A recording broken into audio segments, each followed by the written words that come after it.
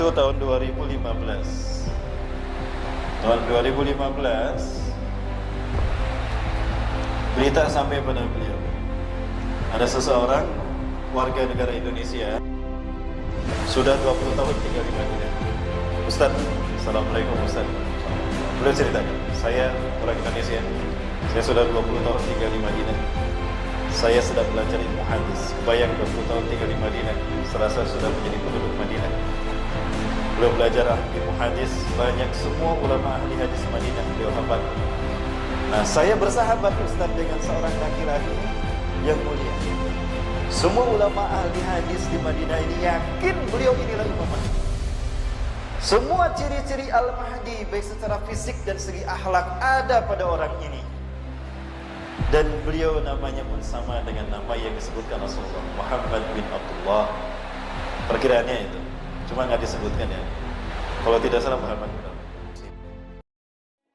Tapi beliau menolak. Aku bukan Imam Mahdi, aku hanya orang Madinah saja. Ada ulama lain, si fulan lebih berhak daripada saya, si fulan lebih berhak daripada saya. Subhanallah. Rasulullah SAW menjelaskan ketika 7 ulama dunia berkumpul di tanah suci Mekah setelah ibadah haji selesai. Artinya masih di musim haji. 7 ulama dunia ini mencari-cari di mana mau Imam Mahdi di Mekah. Maka mereka mengatakan pada Imam Mahdi, "Ibsit yadaka, anta al-Mahdi alladhi ba'asallahu mujaddidan li hadad din fi akhir zaman nusratan min Allah li hadhihi ummah." Engkau adalah Al-Mahdi yang Allah utus sebagai pertolongan dari Allah untuk umat akhir zaman ini, untuk menangkis semua fitnah dan menyelamatkan umat manusia. Apa jawaban beliau? Lastu Mahdiyan, aku bukan Imam Mahdi. Ana ihda minal ansar, aku adalah salah satu orang dari orang-orang Ansar Madinah. Beliau menolaknya. Dan orang ini pun sama, Ustaz. Ustaz, ini adalah SMS saya. Setelah ini akan saya hapus dan akan saya buang nomor ini. Ini SMS saya yang pertama dan terakhir untuk Ustaz. Banyak hal diceritakan oleh beliau tentang orang ini. Saat itu beliau ceritakan, orang yang diduga Imam Mahdi itu usianya di tahun 2015 adalah 35 tahun. Sekarang tahun 2019, berarti usianya berapa? 39 tahun. 2020 usianya berapa? 40 tahun. Rasulullah SAW menyebutkan Al-Mahdi akan diutus sebagai Al-Mahdi di usia 40 tahun. Allah akan mengutusnya di usia aku diutus menjadi Nabi dan Rasul.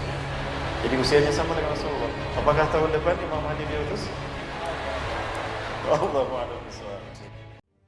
Bapak Ibu rahmati Allah, kita mendapatkan berita seorang pengawal Raja Salman meninggal dunia. Betul? Itu pengawal bernama Mayor Jenderal Abdul Aziz Al-Fadham. Beliau orang terkuat. Allah kirimkan beliau ini untuk melindungi Raja Salman. Qadarullah beliau meninggal dunia. Informasi yang beredar di media kalau beliau terlibat adu mulut dengan seorang teman yang kemudian Bapak Ibu beliau tertembak. Berita yang saya dapatkan dari Saudi sana tidak seperti itu.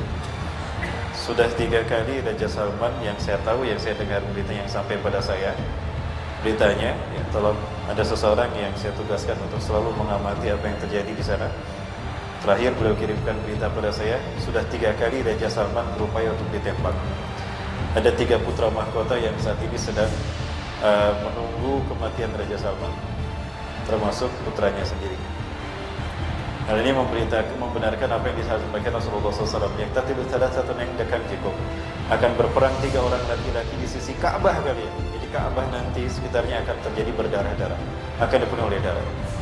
Pertumpahan akan terjadi di tanah suci, pertumpahan darah. Qulub ibnu Khalifatin, 3-tiganya anak raja. Ya, tidak disebut raja, khalifah di sana artinya raja, karena tidak ada khalifah sebelum Imam Mahdi. Tsumma la yasilu ila wahidin minhum, tapi mereka tidak berhasil menjadi raja karena yang akan dipilih memimpin adalah Imam Mahdi.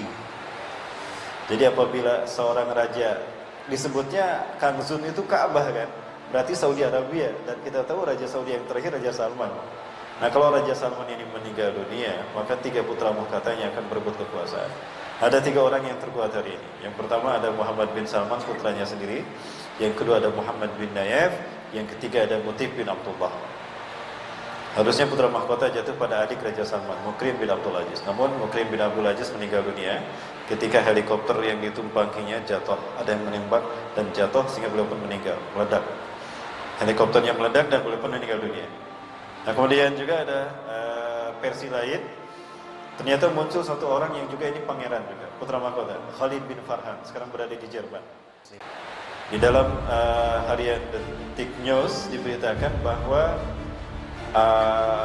Khalid bin Farhan ini menyerukan untuk menggudeta Raja Salman dan putranya. Jadi panas sebetulnya sekarang Bapak Ibu ini di Mekah ini ya.